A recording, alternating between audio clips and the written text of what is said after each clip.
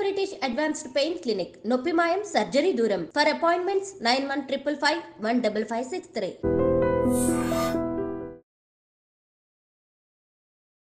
Hi hello నమస్తే welcome back to iDream media. ఈరోజు మనతో ఉన్నారు సర్టిఫైడ్ ఫైనాన్షియల్ ప్లానర్ అయిన సుభాష్ బాబు గారు. అయితే ఎన్ఆర్ఐస్ యొక్క ఇన్వెస్ట్మెంట్స్ కోసం ఇండియాలో ఉన్న ప్రత్యేకమైన వెసులుబాట్లు ఏమున్నాయి, ప్రత్యేకమైన ప్లాన్స్ ఏమున్నాయి, దీనికోసం ఏకంగా ఒక డిఫరెంట్ సినారియోని క్రియేట్ చేయడం జరిగింది ఇండియన్ గవర్నమెంట్ అని చెప్పేసి తెలుస్తూ ఉంది. అటువంటి ఒక ఇంపార్టెంట్ విషయాన్ని ఈరోజు ఎపిసోడ్ తెలుసుకుందాం. Stay tune. Hi sir. Hi అండి. సార్, ఎన్ఆర్ఐస్ యొక్క ఇన్వెస్ట్మెంట్ కోసం ఇండియాలో చాలా డిఫరెంట్ పాసిబిలిటీస్ క్రియేట్ చేస్తూ ఉంది ఇండియన్ గవర్నమెంట్ అనేది. ముఖ్యంగా ఆ ఇన్వెస్ట్మెంట్స్ అనేవి చాలా హై నెంబర్లో ఉంటాయి కాబట్టి దాని తగ్గ హెచ్ఎన్ఐస్కి ఈక్వల్గా ఉండే నెంబర్స్ కూడా ఉంటాయి. అంత పెద్ద అమౌంట్స్ కాబట్టి అంతే మంచి రిటర్న్స్ వాళ్ళకి వెళ్ళే విధంగా ఇక్కడ డిఫరెంట్ ఫిజికల్ ఆపర్చునిటీస్ కూడా ప్రొవైడ్ చేస్తున్నట్టు తెలుస్తూ ఉంది. వాటిలో ఒక మెయిన్ అప్డేట్ వచ్చిందని తెలుస్తూ ఉంది, దాని గురించి చెప్తారు. షూర్ అండి, తప్పకుండా. ఎన్ఆర్ఐస్ మన ఇండియాకి చాలా ఇంపార్టెంట్ లైఫ్ లైన్, అసెట్ అని చెప్పొచ్చు. Asset life line. మనకి వాళ్ళు వచ్చే రిమిటెన్సెస్ కానీ మనం వాళ్ళ మీద ఆధారపడడం కానీ సొసైటీ కానీ అది మనకి తెలుసు ఎంత కంఫర్టబుల్గా మనం ఫీల్ అవుతాము. మనకు also feel proud about the NRI community or outside the country. అలాంటి ఎన్ఆర్ఐస్ మన ఇండియా గ్రోత్ స్టోరీ గురించి వాళ్ళు వింటూ ఉంటారు. వాళ్ళ న్యూస్ ఛానల్స్ కానీ మన ప్రైమ్ మినిస్టర్ కానీ మన లీడర్స్ వెళ్ళినప్పుడు దే ఫీల్ ప్రౌడ్, ఇండియా అంత బాగా చేస్తుంది, వాళ్ళు ప్రైడ్ ఫీల్ అవుతారు అక్కడ వెళ్ళినప్పుడు. కానీ ఆ గ్రోత్ స్టోరీ వాళ్ళు పార్టిసిపేట్ చేయాలి, వాళ్ళకు డబ్బు ఇన్వెస్ట్ చేసి వాళ్ళు డబ్బు పెంచుకోవాలి అంటే అది కొంచెం ఇంతకుముందు డిఫికల్ట్గా ఉండేది. ఇన్నేళ్ళు దాదాపు ఒక 4-5 years వరకు వాళ్ళు చేయాలంటే ఎన్నో ఇబ్బందికరమైన సిచ్యువేషన్స్ ఉండేవి మన ప్రాసెస్ ఫ్రేమ్వర్క్లో. వాళ్ళు ఇవన్నీ పడలేక వాళ్ళు అవాయిడ్ చేసి బయట ఇన్వెస్ట్ చేసుకుంటూ ఉండేవారు. వాళ్ళ ఓన్ దేశాలు లేకపోతే మిగతా ప్లేసెస్ ఇన్వెస్ట్ చేసుకుని వాళ్ళు ఉండేవారు. దాన్ని బట్టి వాళ్ళు కూడా ఒక సాటిస్ఫాక్షన్ లేకుండా పోయింది. ఇండియాలో ఇన్వెస్ట్ చేసేమని సాటిస్ఫాక్షన్ లేదు వాళ్ళకి. సెకండ్, ఇండియా కూడా వాళ్ళ డబ్బుని పూర్తిగా పొందలేకపోతుంది, వాళ్ళ ఇన్వెస్ట్మెంట్ డబ్బుని. వాళ్ళ రెమిటెన్సెస్ వస్తున్నాయి, అది కాకుండా ఇన్వెస్ట్మెంట్ పరంగా కూడా ఇండియా దాన్ని పూర్తిగా లాభం చేయలేకపోయింది అనుకోవచ్చు. ఈ గవర్నమెంట్ అబౌట్ 4-5 years బ్యాక్ ఒక మంచి కాన్సెప్ట్తో వచ్చింది, గిఫ్ట్ సిటీ అని.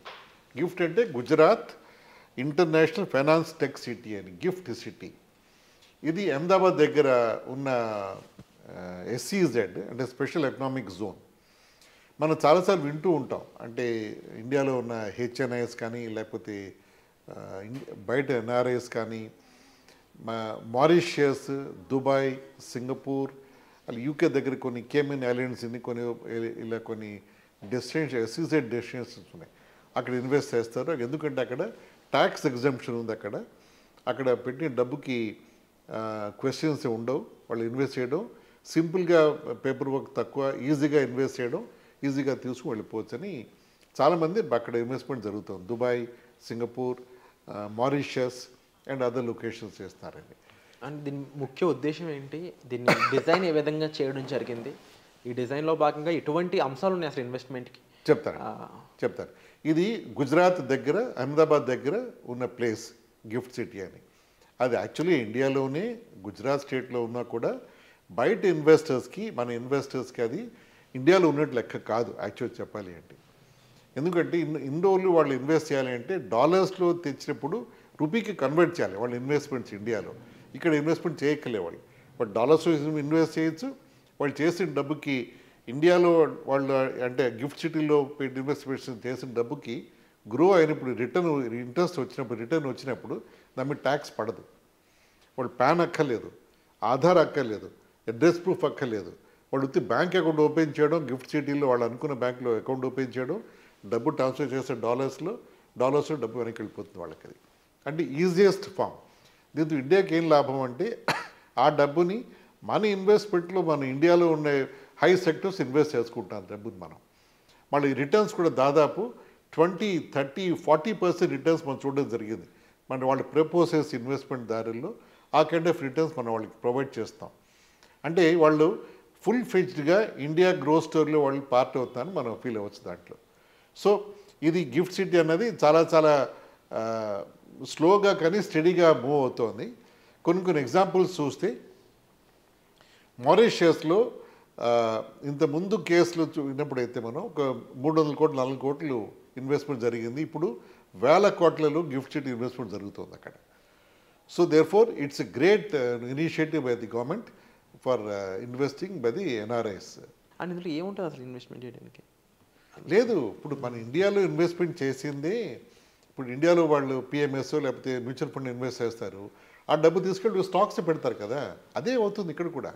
ఓకే. కానీ వాళ్ళు డాలర్స్ తెస్తారు, వాళ్ళు ఆ డబ్బు మనం కన్వర్ట్ చేసుకుంటాం, మనం ఇన్వెస్ట్ చేస్తాం, వాళ్ళు తీసుకెళ్ళిపోతారు.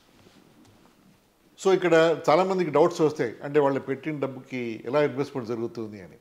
ఇప్పుడు మన ఇండియన్ ఎకానమీలో ఇన్వెస్ట్మెంట్ జరిగినప్పుడు మ్యూచువల్ ఫండ్స్ కానీ లేకపోతే ఆల్టర్నేటివ్ ఇన్వెస్ట్మెంట్స్ కానీ చేసినప్పుడు మనం కొన్ని స్టాక్స్లో ఇన్వెస్ట్ చేస్తారు, అంటే హై పెర్ఫార్మింగ్ స్టాక్స్ చూసి ఇన్వెస్ట్ చేస్తారు రిస్క్ దాన్ని బట్టి. ఆ రిటర్న్స్ ఈ కేసెస్లో దాదాపు 20-30-40% రిటర్న్స్ మనం చూస్తున్నాం. మనం ఆ రిటర్న్స్ వాళ్ళు కూడా ఎక్స్పెక్ట్ చేయొచ్చు వాళ్ళ ఇన్వెస్ట్మెంట్లో. సో చాలామంది డాక్యుమెంటేషన్ ఏముంటుంది గిఫ్ట్ చీటీలో, అంటే ఇది 1 crore minimum ticket size investment. ఇక్కడ అంటే డాలర్స్ చెప్తే $1,50,000 ఇన్వెస్ట్ చేయాలి వాళ్ళు ఒక స్ట్రోక్లో ఇన్వెస్ట్ చేయాలన్నప్పుడు వాళ్ళు దాని డాక్యుమెంటేషన్ ఏం కావాలి అని అడుగుతుంటారు. ఇండియా అయితే ఇండియన్ ఇన్వెస్ట్మెంట్ చాలా డాక్యుమెంట్స్ అవసరం ఉంటాయి, కానీ గిఫ్ట్ సిటీలు అవేం లేవు. ఆఖరి పాన్ కూడా అక్కర్లేదు, పాన్ అక్కర్లేదు, ఆధార్ అక్కర్లేదు, అడ్రస్ ప్రూఫ్ కూడా అక్కర్లేదు వాళ్ళకి. అంటే వాళ్ళ సోర్స్ ఎవరు అడగరు, వాళ్ళు ఇన్వెస్ట్ చేసేప్పుడు క్వశ్చన్స్ ఉండవు, they can take it back to the country, no questions asked.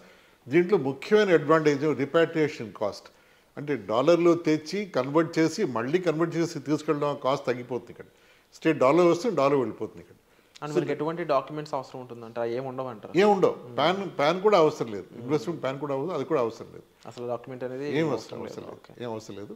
ఇది ఫామ్ సైన్ చేయాలి, ఆన్లైన్ ఇన్వెస్ట్మెంట్. మినిమం ఇన్వెస్ట్మెంట్ ఎంత ఉంటుంది సార్? 1 crore అండి. 1 crore. 1 crore అంటే 1 crore US డాలర్స్లో 150 lakh అంటే $1,50,000 ఇన్వెస్ట్ చేయాలి మినిమం టికెట్ చేసి.